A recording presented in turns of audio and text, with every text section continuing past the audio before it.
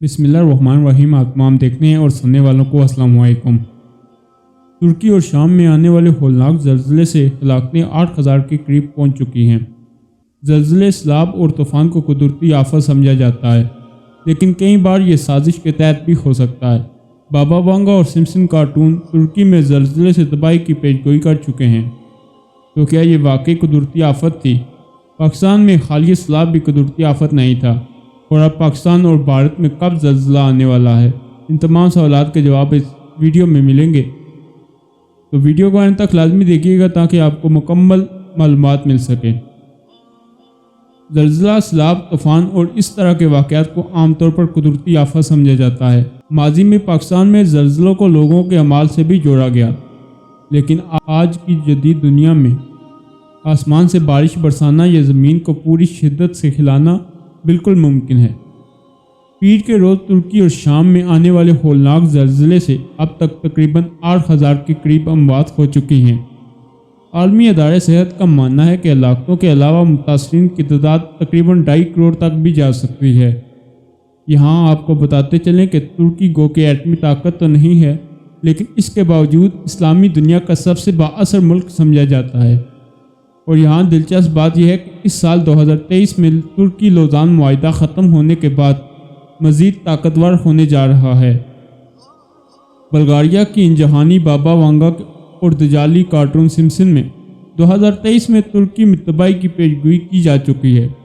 अब अगर तुर्की में होने वाली तबाही को आलमी साजिशों से जोड़ा जाए तो जदीद दौर में दजाली क़ुव्वतें अपने मुखालफिन को मिटाने के लिए हाथों से लड़ने के बजाय टेक्नोलॉजी का इस्तेमाल करती हैं।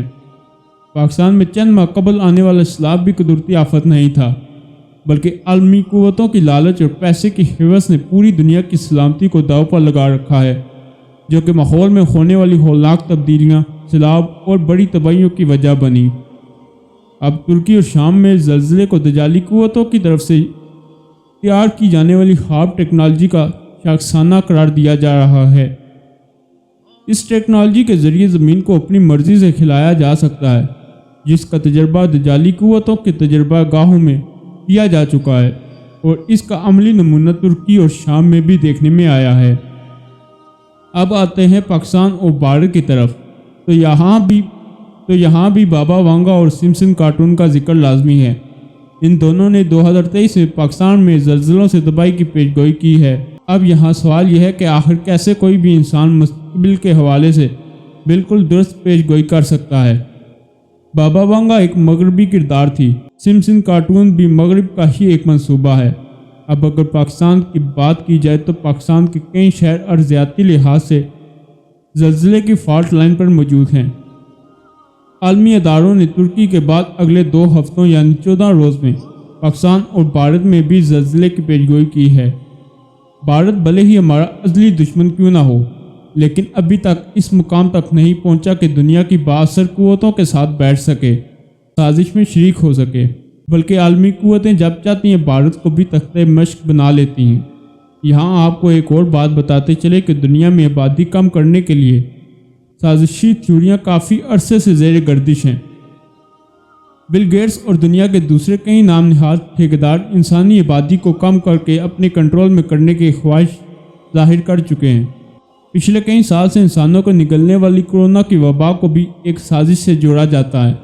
पाकिस्तान में आने वाला सैलाब भी आलमी क़ुव्वतों की कारस्तानी था, और अब चंद रोज़ बाद पाकिस्तान में ज़लज़ले की तैयारियां भी आलमी साजिश का हिस्सा लगती हैं।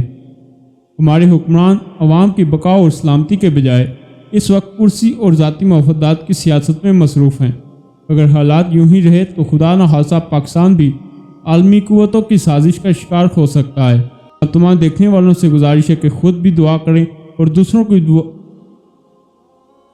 को भी दुआ की तलकीन करें कि अल्लाह पाक हमारे मुल्क को कुदरती आफात और आलमी साजिशों से महफूज रखे। आमीन।